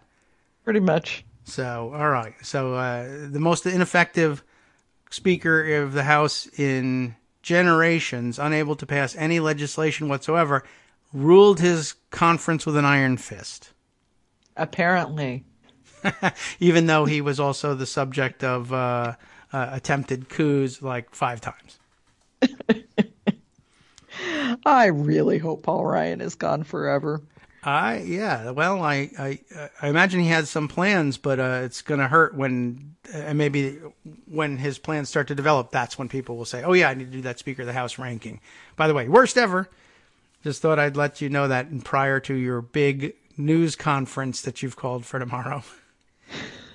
That will be the right timing for that. Yeah, He went out with a real bang with thanks to civics and its ongoing polling of surveys of politicians' approval ratings. I think it was 12 or 13% approval, and that got a lot of play. A lot of people paid attention to the fact that Paul Ryan is really, really, really, really unpopular. So going out on a bang like that's going to make it a lot harder to come back in, I think. Well, good. Even for Paul Ryan, so. even in Republican circles. Yeah. All right. Well, I'm for anything that does that. And so let's see. So there still are censure resolutions that have been introduced. Yes. And I understand that Tim Ryan, the other Ryan, has plans. I read the other day that after votes, perhaps, I thought yesterday, but maybe not, perhaps today, that he might seek recognition of his resolution as being privileged. And I think I'm hoping censure. that Bobby Rush beats him to it since, Tim Ryan, we've already got this. Yeah. Bobby Rush already did this. Clyburn says he would definitely whip for that. Okay. There you go. So with Clyburn there, this isn't over yet, I don't think. Okay. Well, it ought not to be. And I think it makes sense to do a progression of, okay, well, let's condemn the concept. That should be relatively easy. Plus, we'll get some Republican votes, hopefully all of them.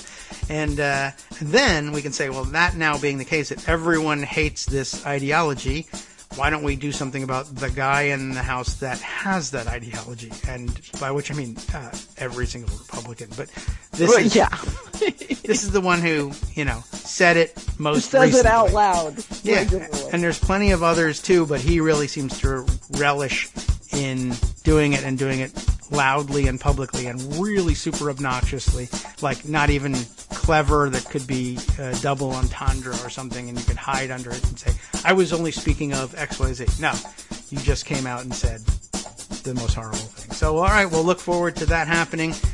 That situation should have clarified itself already. Maybe will clarify itself the rest of the week. Maybe come to a resolution next week instead of this week. And we'll keep an eye on the State of the Union situation, sparked by you, I would like to say. And I would like to say that too. I don't think so, but yeah. Well, okay, we can dream. And also, whatever it was that Brian Beutler was talking about. Oh yeah, we have to keep an eye out for that too, because he ran away to go look it up, which is a good thing to do, or write it up. We'll keep an eye out. Thanks, Joan. We'll catch up with you next week. You're most welcome. Take care. From Daily Kos Radio on netrootsradio.com. You have been listening to the Kagro in the Morning Show with David Waldman. All right, here's what's coming up next on West Coast Cookbook and Speakeasy. Cramming a few things. Senator Cory Booker pushed back hard on Attorney General nominee Barr's claims about, quote, inner-city violence and racial stereotypes about crime. I bet that was a hell of an entertaining exchange. That and much more, of course, coming up next with Justice Putnam on the West Coast Cookbook and Speakeasy next.